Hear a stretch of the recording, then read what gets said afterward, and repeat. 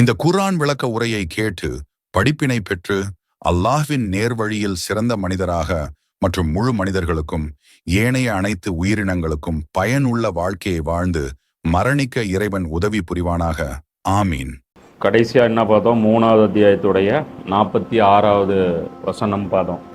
அதில் அல்லாஹ் என்ன சொல்கிறான்? மேலும் அவர் ஈசா நபியை பற்றி மரியம் அலைஹிஸ்ஸலாம் கிட்ட நற்செய்தி சொல்லப்படுது. ஈசா நபிங்க ஈசாங்கிற ஒரு குழந்தை பிறக்க போகிறார் அப்படின்ட்டு. அதில் என்ன சொல்லப்படுதுன்னா, அவர் தொட்டில் பருவத்திலும் முதுமை வயதை அடைந்த பின்பும் மக்களிடம் பேசுவார், மேலும் நல்லொழுக்கமுடையவர்களில் ஒருவராகவும் திகழ்வார். அப்போ அவர் தொட்டில் பருவத்தில் பேசுவார், அது ஒரு அற்புதம். முதுமை வயசில் பேசுறது அது மற்றவங்களுக்கு அற்புதம் கிடையாது, ஈசா நபிக்கு அதுவும் அற்புதம். ஏன்னா அது 2வது வருகையின் போது அவர் மக்கள்கிட்ட பேசுறது, அந்த நிகழ்வு நடக்கும்.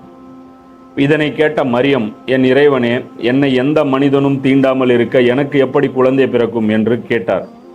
அல்லாஹ் கூறினான், அவ்வாறுதான் நடக்கும். அல்லாஹ் தான் நாடுகின்றவற்றை படைக்கின்றான். அவன் எதையேனும் செய்ய தீர்மானித்தால் ஆகுக என்றுதான் அதற்கு கட்டளையிடுவான், உடனே அது ஆகிவிடுகின்றது. அல்லாஹ்வை பற்றி மலக்குகள் சொல்கிறாங்க. அப்போ கல்யாணமே ஆகலை, எனக்கு எப்படி குழந்தை பிறக்கும் அப்படிங்கும்போது மலக்குகள் சொல்கிறாங்க, அல்லாஹ்வுக்கு அது லேசு, அல்லாஹ்வுக்கு அது ஒரு விஷயம் கிடையாது. அல்லாஹ்வுக்கு அதாவது இந்த உலகத்துடைய அந்த விதிகள் இருக்குல்ல, அதுக்கு பேர் என்ன?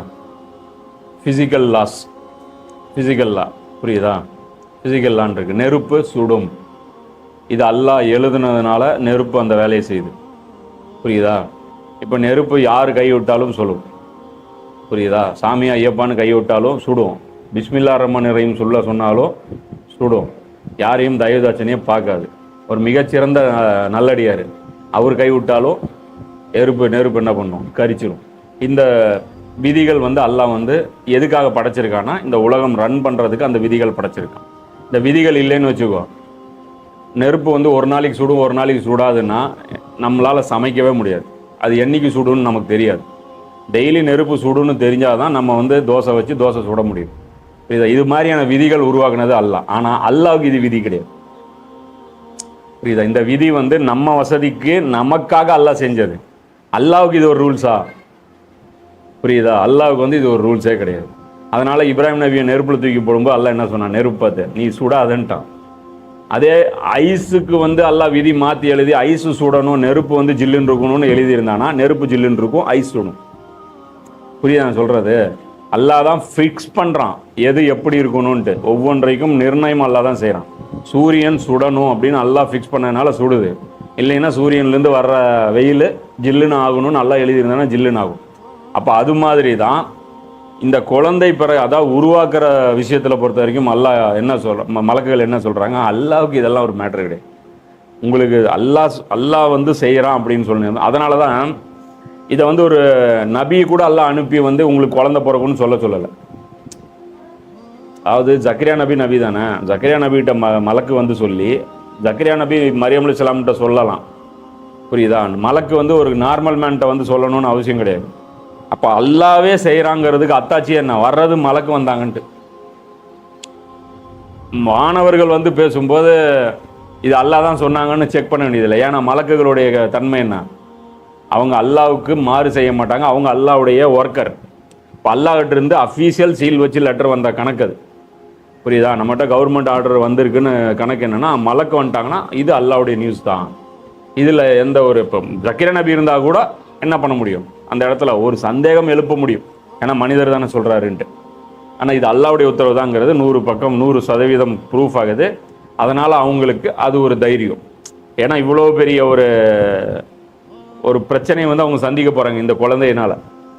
அதுக்காக அல்லாஹ் முதல்ல அவங்கள ஸ்ட்ராங் பண்ணுறான். அதான் சொல்கிறல, எவ்வளோ பெரிய பொறுப்பு கொடுக்குறானோ அல்லாஹ், அதுக்கு தகுந்த மாதிரி சில ஏற்பாடுகளும் அல்லாஹ் செய்வான். அதனால தான் நபிமார்களுக்கு அல்லாஹ்வுடைய அந்த அரசாங்கத்தையே காட்டுவான். ரசூல்லா கூட்டு போய் வானத்திலே கூட்டிகிட்டு போய் வானம் பூமியில் எப்படி ரன் ஆகுது, நம்ம பார்க்குறோம்ல சூரியன் சந்திரன்லாம் எப்படி நிற்குதுன்ட்டு, அதெல்லாம் ரசூல்லா லைவில் போய் பார்த்துட்டு வராங்க.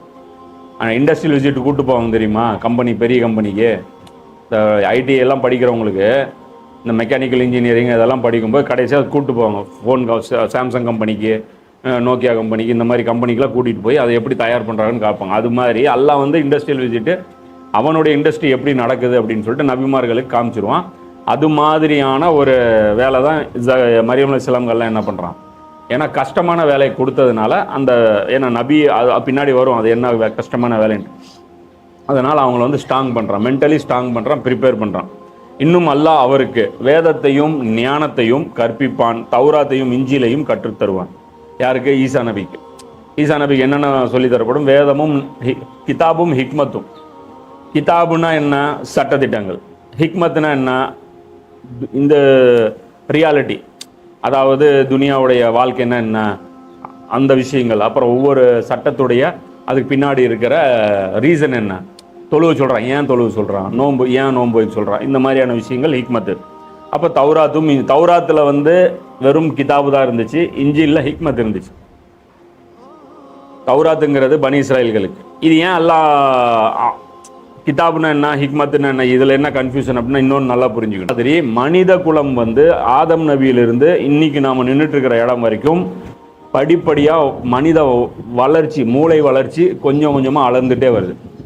ஒரு ஆளுக்கு 0 வயசுலேருந்து 60 வயசு வரைக்கும் நடக்கிற வளர்ச்சி தனி. மனித குலத்துக்குன்னே ஒரு எவல்யூஷன் இருக்கு, புரியுதா?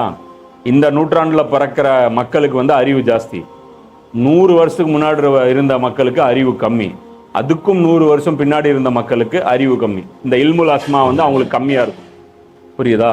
இது ஒரு பெரிய சப்ஜெக்ட்னு வச்சுக்கோ, சுருக்கமாக அது புரிஞ்சுக்கணும், புரியுதா? குழந்தை சின்னதாக இருக்கும்போது அதுக்கு ரொம்ப பெருசாக நம்ம விளக்கம் சொல்ல மாட்டோம். அது மாதிரி பனி இஸ்ராயல்கள் தௌராத்தில் மூசா நபி காலத்தில் அன்னைக்கு இருந்த மனிதர்களுக்கு வந்து ரொம்ப விளக்கம்லாம் சொன்னால் அவங்களுக்கு புரியாது. அவங்கள பொறுத்த வரைக்கும் இது செய், இது செய்யாத, இது செய், இது செய்யாதங்கிற அந்த ஆர்டர்ஸ் மட்டும்தான் இருக்கும். அந்த மாதிரி ஆர்டர்ஸ் இருந்தது எதில்? தௌராத்தில். ஆனால் இஞ்சிலில் என்ன பண்ணால ஆர்டர்ஸ் எதுவுமே கொடுக்கல, ஏன்னா ஆல்ரெடி தௌராத்துடைய ஆர்டர்ஸ் இருக்குது. அப்போ இஞ்சில் அல்லாஹ் என்ன பண்ணா அப்படின்னா அதோடைய ஹிக்மத்து ரிலீஸ் பண்ணான். ஏன் ஹிக்மத் ரிலீஸ் பண்ணால் அந்த ஸ்டேஜில் பனி இஸ்ராயல்களுடைய அறிவு வளர்ந்துருச்சு. ஏன்னா நடுவில் வந்து ஒரு 1500 வருஷம் கடந்துச்சு. அந்த 1500 தௌராத் இறங்கி இஞ்சில் வர்றதுக்குள்ளே எவ்வளோ ஆச்சு? கிட்டத்தட்ட 1500 வருஷம் ஆச்சு. இந்த 1500 வருஷத்தில் மனித குலத்துடைய மூளை வளர்ச்சி அடைஞ்சிச்சு. இப்போ வந்து அவர்களுக்கு காரண காரியமும் புரியும் போது புரியும். இப்போ வந்து உனக்கு இப்போ நீ பெரியவனாக இருக்கிற அப்படின்னா உனக்கு வந்து ரீசன் சொல்லி தான் நம்ம சொல்லுவோம், புரியுதா? வண்டி எடுத்துகிட்டு வெளியே போகாதுன்னு அடுத்தோன்னா ரீசனும் சொல்லுவோம். இந்த மாதிரி போனீங்கன்னா ரிஸ்க் இருக்குது, பஸ்ஸுக்காரன் வேகமாக வருவான், நீ வந்து கவனம் இல்லாமல் ரோடு கிராஸ் பண்ணுவ, அந்த டைமில் விபத்து ஏற்படுறதுக்கு வாய்ப்பு இருக்குது, அதனால் போகாத, கெட்ட நண்பர்களோட சேராத. ஏன்? அந்த நண்பர்கள் கெட்ட வார்த்தை பேசுவாங்க, அவங்ககிட்ட சில இந்தந்த பழக்கங்கள் இருக்கும், அந்த பழக்கத்தினால உன்னுடைய கேரக்டர் மாறும். அப்படிங்கும்போது குழந்தை பெருசாகும் போது நம்ம என்ன பண்ணுவோம்? அந்த டீட்டெயிலெலாம் சொல்லுவோம், புரியுதா? அந்த மாதிரி இஞ்சிலில் என்ன இருந்துச்சுன்னா ஹிக்மத் இருந்துச்சு, புரியுதா? அப்போ குரானில் என்ன இருக்குது?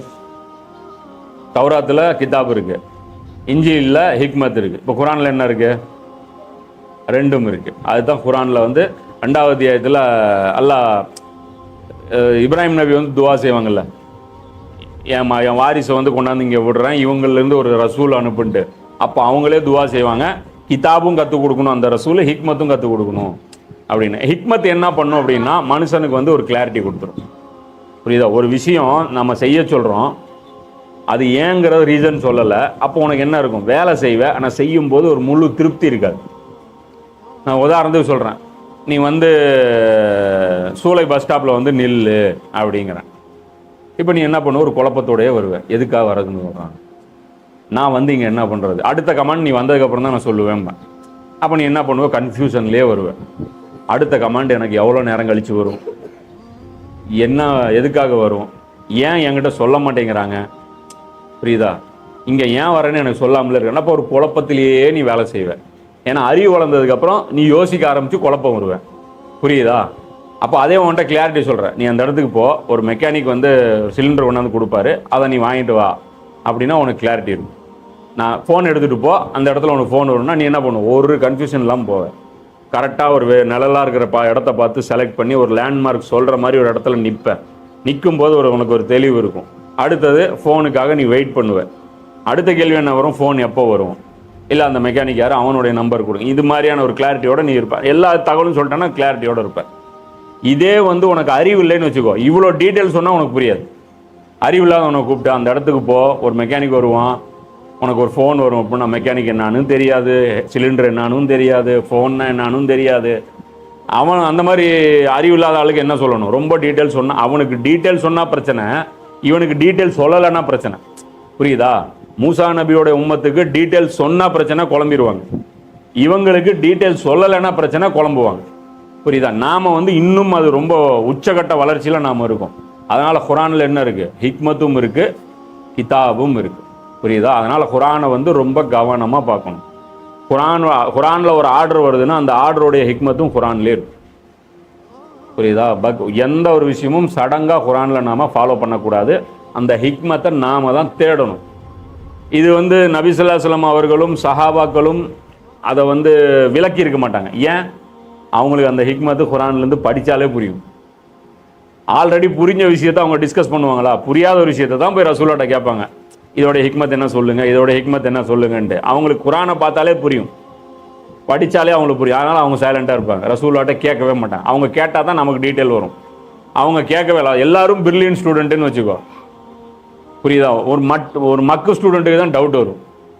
பிரில்லியன்ட் ஸ்டூடெண்ட்லாம் பார்த்தீங்கன்னா டக்கு டக்குன்னு போட்டே இருப்பான், போர்டில் எழுதி போட்டே இருப்பார் வாத்தியார். அழிச்சிருங்க. நம்மள மாதிரி ஆள் உட்காந்தா என்ன பண்ணணும்? இருங்க, அதில் நிறைய டவுட் இருக்குது. அதுனா என்னங்க, இதுனா என்னங்க, நீங்கள் பாட்டுக்கு எழுதிட்டே இருக்கீங்க, இவங்க பாட்டுக்கு ரைட் பண்ணிட்டே இருக்காங்கன்ட்டு. அதுவும் சஹாபாக்களுடைய அண்டர்ஸ்டாண்டிங் லெவல் வேறு.